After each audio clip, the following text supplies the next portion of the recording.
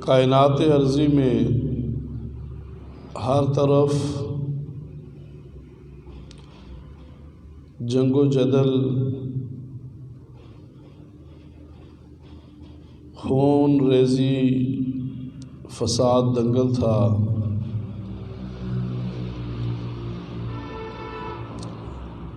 ذرا سی بات پر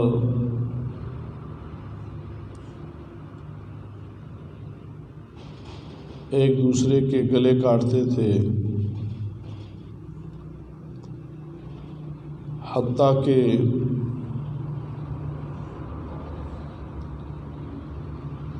بچیوں کو زندہ درگور کر دیا جاتا تھا۔ اللہ کی ذات نے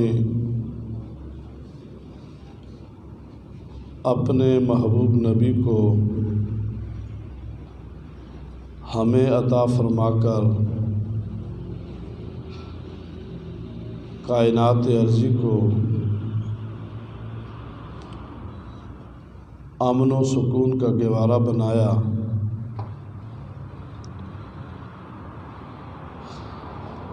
جو صدیوں سے ایک دوسرے کے ساتھ دست و گریباں تھے، وہ آپس میں بھائی چارے کا نمونہ پیش کرنے لگے۔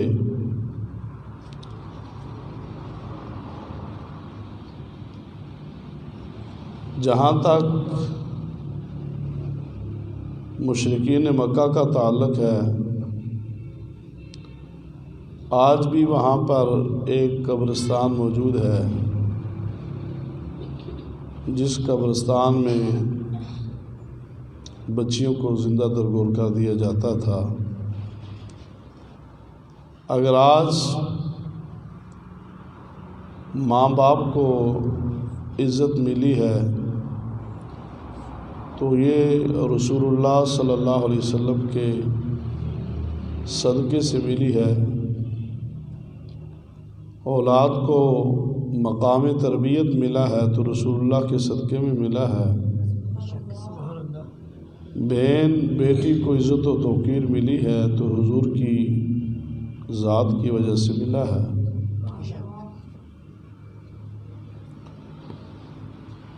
آج میں اور آپ رب کی بندگی کرنے کے لیے رب کے گھر میں حاضر ہیں۔ یہ بھی صدقہ ہے محمد عربی صلی اللہ علیہ وسلم کی ذات اقدس کا۔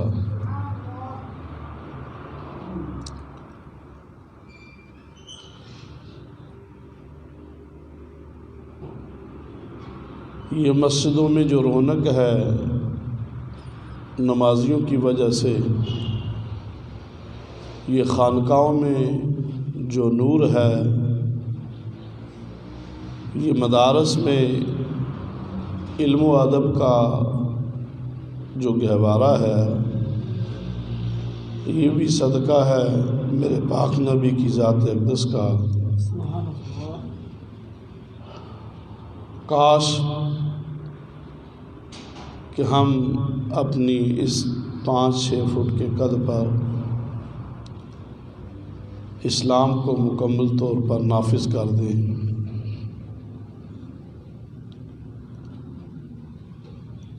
ہمارا بیٹھنا، اٹھنا، چلنا پھرنا شریعت کے عین مطابق ہو جائے۔ قرآن مجید میں رب العالمین ارشاد فرماتے ہیں، وَبَشِّرِ الَّذِينَ آمَنُوا وَعَمِلُوا الصَّالِحَاتِ أَنَّ لَهُمْ جَنَّاتٍ تَجْرِي مِن تَحْتِهَا الْأَنْهَارُ۔ سبحان اللہ۔ وبشر الذين آمنوا وعملوا الصالحات أن لهم جنات تجري من تحتها الأنهار خالدين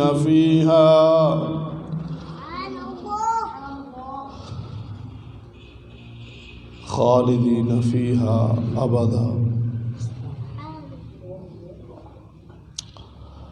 اللہ کی ذات اقدس نے بشارت دی مومنوں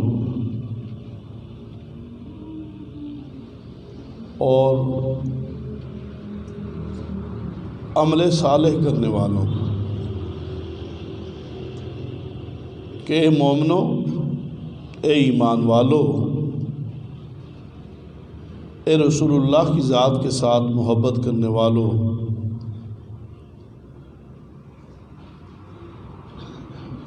ہم نے جو جنت تیار کر کے رکھی ہے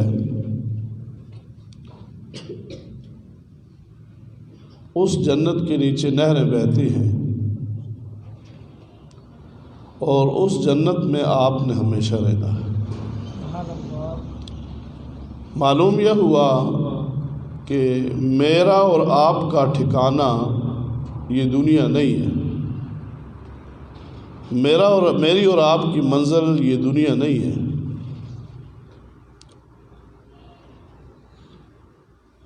حضور فرماتے ہیں الدنیا سجن المؤمن و جنت الکافر۔ مومن کے لیے دنیا قید خانہ ہے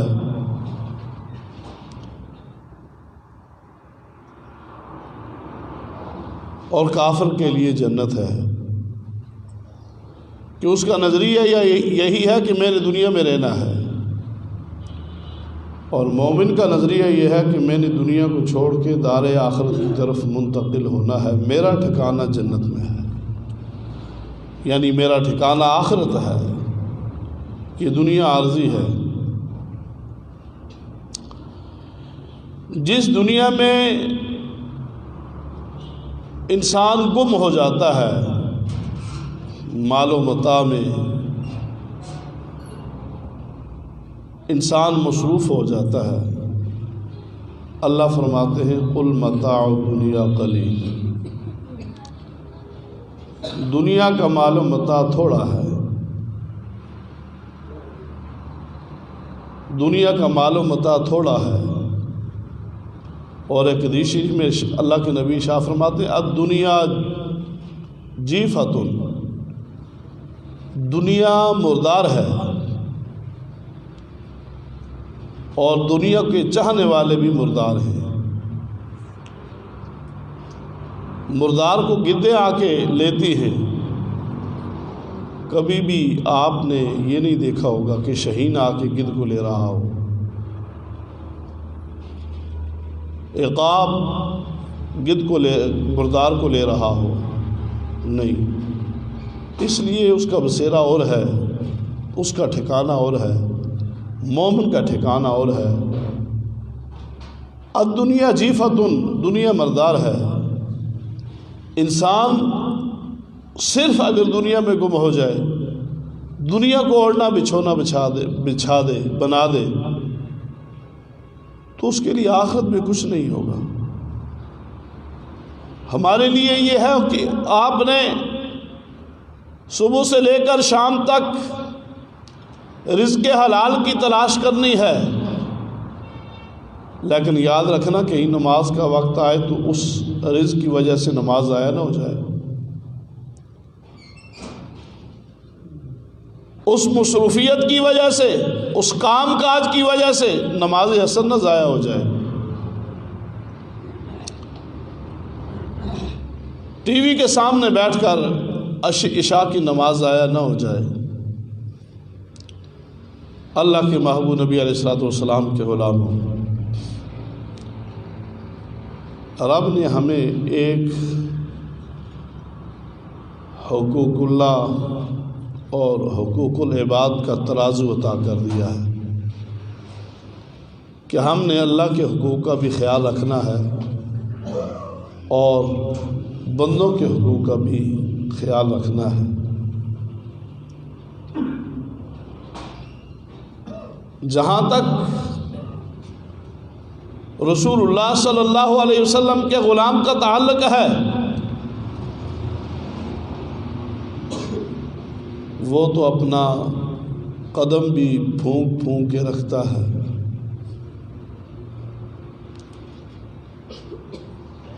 کہ مجھ سے میرے قدم کے نیچے کہیں چمٹی نہ آ جائے، اس کا خون کر ڈالوں، اس کو مار ڈالوں۔ حضور کا غلام تو اپنے جانور کا بھی خیال رکھتا ہے، اسے وقت پہ پانی پلاتا ہے، اسے وقت پہ چارہ ڈالتا ہے، اس خیال سے کہ اگر میں نے جو جانور رکھا ہے، بھینس رکھی ہے یا گائے رکھی ہے، یا اس کے علاوہ کوئی حلال جانور رکھا ہے، اس کی پکڑ میں نہ آ جاؤں۔ وہ ڈرتا ہے کہ میں نے وقت پہ پانی نہ پلایا، اللہ کے ہاں جواب دہ نہ پڑ جائے گا، وقت پہ چارہ نہ دیا، اللہ کے ہاں جواب دہ ہونا پڑ جائے گا۔ دنیا میں تو انسان اپنی برادری کے زور پر، اپنے مال اور متاع کے زور پر، اپنے عہدہ اور منصب کے زور پر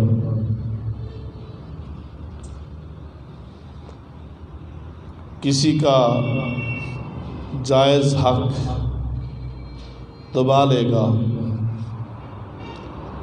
کسی کی زمین پہ قبضہ کر لے گا، اسے معلوم نہیں ہے جس کی وہ زمین ہے، لیکن دوسرے کو معلوم ہے جو اس پہ کاشت کر رہا ہے یہ میری نہیں ہے، یہ فلاں کی ہے۔ دنیا تو گزر جائے گی، لیکن قیامت میں کیا جواب دے گا؟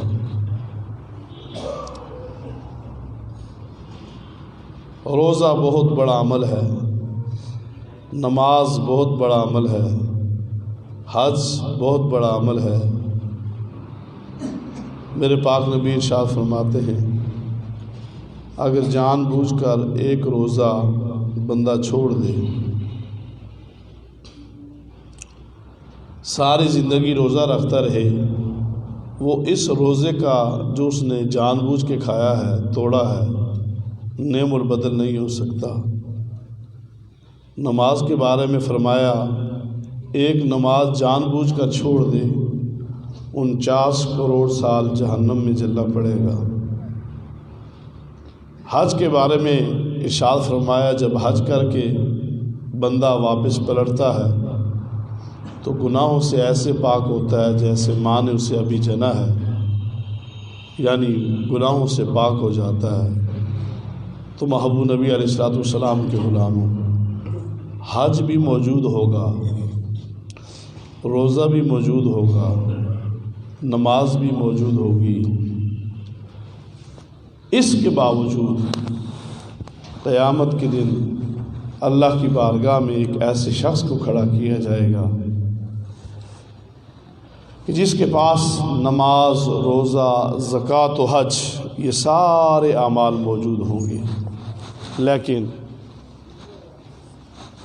دنیا میں رہتے ہوئے اس نے لوگوں کے حقوق کا خیال نہیں رکھا ہوگا۔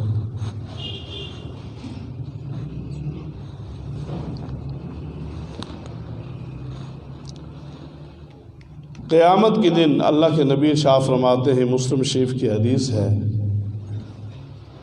کہ ٹہر میں کھڑا کر دیا جائے گا جہاں سارے انسان موجود ہوں گے۔ ایک بندہ دعویٰ دائر کرے گا کہ اس نے فلاں مقام پر فلاں وجہ سے مجھے گالی دی تھی اور دنیا کے اندر میں نے اس گالی کا بدلہ نہیں لیا، آج قیامت کے دن اس گالی کا قصاص چاہتا ہوں۔ دوسرا کہے گا بلا وجہ اس نے میرے ساتھ لڑائی کی تھی، آج میں اس لڑائی کا قصاص چاہتا ہوں۔ بلا وجہ میرا پیسہ دبا لیا تھا، روپیہ دبا لیا تھا، مجھے اس نے دنیا میں نہیں دیا، آج میں دعویٰ دائر کرتا ہوں۔ چوتھا کھڑا ہو جائے گا مجھ سے قرض لیا تھا اور قرض لینے کے بعد میں مانگتا رہا، مجھے اس نے قرض نہیں دیا۔ میری زمین اس نے بالشت، حدیث شریف میں آتا ہے ایک بالشت کسی کی زمین بندہ دبا لیتا ہے، 7 زمینیں وہ آگ بنا کر قیامت کے دن اس کے گلے میں ڈال دی جائیں گی۔ استغفر اللہ ربی من کل ذنب۔ آج ہم لوگ اس چیز کا بعض لوگ خیال نہیں کرتے، دوسروں کی آڑیاں جو ہے نا وہ لیتے رہتے ہیں، لیکن یہ نہیں سوچتے کل دنیا کو چھوڑ کے یہ زمین یہاں ہی رہ جائے گی، ہم نے تو آخرت میں جانا ہے، ہمارا تو یہ ٹھکانہ ہی نہیں ہے، راستے بند کر دیتے ہیں، یہ تو ہمارا ٹھکانہ ہی نہیں ہے۔ میرے بھائی، میرے دوست، میرے بزرگ، جب یہ دنیا گزر جائے گی وہاں انسان تنہا ہوگا، جیسے وہ شخص کھڑا ہے، حق لینے والے کھڑے ہیں، اللہ کی ذات اقدس۔ دنیا میں تو معافی سے نظام چل جاتا ہے، جیسا کہ آپ نے دیکھا ہوگا، جنازہ سامنے پڑا ہوتا ہے تو اعلان کیا جاتا ہے کہ اگر اس بندے نے کسی کا دل دکھایا ہے، کسی کو اذیت دی ہے تو آپ اسے معاف کر دیں۔ چاہیے تو یہ تھا کہ وہ دنیا میں خود جس وقت زندہ تھا خود معافی مانگتا، صبح اگر کسی کے ساتھ زیادتی کر دی شام کو اس کے دروازے پہ چلا جائے، نہ جانے موت کس وقت آ جائے، اس سے معافی مانگ لے۔ ماں سے زیادتی کی، باپ سے زیادتی کی، رشتہ دار سے زیادتی کی، اس کے علاوہ کسی اپنے محلے دار سے، پڑوسی سے اگر کہ اس کو دکھ دیا ہے، تکلیف دی ہے تو فوراً بندہ معافی مانگ لے، اس لیے کہ اگر معافی نہ مانگی وہ تو کچھ بھی نہیں کہے گا، لیکن اگر قیامت کے دن دعویٰ دائر کر دے تو کیا بنے گا۔ اللہ کے پاک نبی ارشاد فرماتے ہیں کہ اس بندے کے پاس اللہ کے حقوق تو پورے تھے، نمازیں پوری تھیں، روزے پورے تھے، زکوٰۃ و حج پورا تھا، لیکن بندوں کے ساتھ بندوں کو تکلیف پہنچاتا تھا، بندوں کو ایذا پہنچاتا تھا۔ ایک پلڑا، ایک ترازو اس کا بالکل مکمل تھا رب کے حقوق والا، لیکن بندوں کے حقوق میں وہ ڈنڈی مارتا تھا، زیادتی کرتا تھا۔ اللہ کے نبی ارشاد فرماتے ہیں وہاں پہ نیکیاں دینی پڑ جائیں گی، گالی کے بدلے میں نیکی، لڑائی جھگڑے کی وجہ سے نیکی، کسی کی زمین دبائی ہے اس کے بدلے میں نیکی، کسی کا پیسہ دبا لیا ہے، قرض لیا ہے واپس نہیں کیا ہے اس کے بدلے میں نیکی، حتیٰ کہ یہاں تک آتا ہے اللہ کے نبی ارشاد فرماتے ہیں اس کی ساری نمازیں ختم ہو جائیں گی، سارے روزے ختم ہو جائیں گے، سارے حج و زکوٰۃ ختم ہو جائے گی، لیکن حقوق لینے والے، بندوں کا حق لینے والے، میرے پاک نبی علیہ الصلوۃ والسلام ایک مرتبہ جنازہ پڑھانے کے لیے تشریف لے گئے۔ جب آپ کو معلوم ہوا کہ یہ شخص مقروض ہے، اس پہ قرض ہے، آج لوگ قرض لیتے ہیں اور واپس کرنے کی طرف توجہ نہیں دیتے، جتنے ممکن ہو سکے، جتنی جلدی ہو سکے قرض کو واپس کرنا چاہیے، کہ اس لیے یہ قرض ایک ایسی بیماری اور آفت ہے کہ اللہ کے نبی نے جنازہ پڑھانے سے انکار کر دیا۔ آپ نے ارشاد فرمایا میں اس شخص کا جنازہ نہیں پڑھاتا ہوں، یہ تو مقروض ہے، اس کے اوپر قرضہ ہے۔ میرے پاک نبی علیہ الصلوۃ والسلام کے غلام ذرا سوچئے کہ دین انسان کے ذمے ہو، قرض انسان کے ذمے ہو تو اللہ کے نبی انکار فرما دیں کہ میں جنازہ نہیں پڑھاؤں گا، تو پاک نبی علیہ الصلوۃ والسلام کے غلاموں اندازہ لگا لیجئے کہ اپنی زندگی ایسے گزاریے کہ کسی کا قرض نہ ہو، نہ رب کا قرض ہو، نہ رب کے محبوب بندوں کا قرض ہو، اتنی صاف زندگی گزار کے جائیے۔ آج ہی سے دل کے اندر کسی کے ساتھ ناراض ہیں آپ کی وجہ سے آپ نے اس کے ساتھ زیادتی کی ہے، آپ اس سے معافی مانگ لیں۔ اگر اس نے بھی زیادتی کی ہے تو آپ معافی مانگ کے راضی ہو جائیں گے، میرا رب آپ پہ راضی ہو جائے گا، اللہ کی ذات راضی ہو جائے گی۔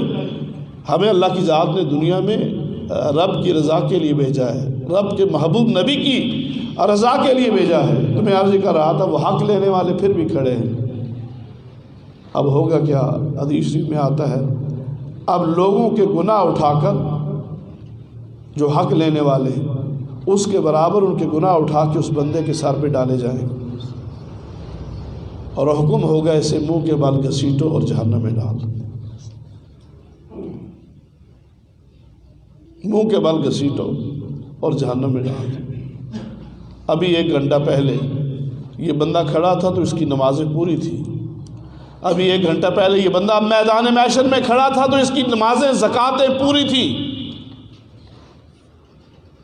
چونکہ حقوق اللہ کا تعلق تھا وہ سارے کے سارے پورے تھے، بندوں کا حقوق جو تھا اس میں کمی تھی۔ تو میرے بھائیوں، آج سے یہ عہد کر کے اٹھے کہ ہم نے کسی کا دل نہیں دکھانا، اس لیے ٹھا دے مندر ٹھا دے مسجد ٹھا دے جو کچھ ٹہندا، ایک بندے دا دل نہ ٹہویں رب دلاں وچ رہندا۔ یہ جو انسان کے ساتھ متعلقات ہیں کسی کا دل نہ دکھائیں۔ جب آپ حقوق اللہ کا بھی خیال رکھیں گے، حقوق العباد کا بھی خیال رکھیں گے، تو آپ کی زندگی اور میری زندگی کامل ہو جائے گی۔ کوشش کریں کوئی آپ کے ساتھ زیادتی کر دیتا ہے، کوئی آپ کو گالی دے دیتا ہے، درگزر کر دے، اور جب درگزر کریں گے اللہ راضی ہو جائے گا، رب کی ذات راضی ہوگی۔ اللہ ہمیں حضور کی غلامی عطا فرمائے۔ وآخر دعوانا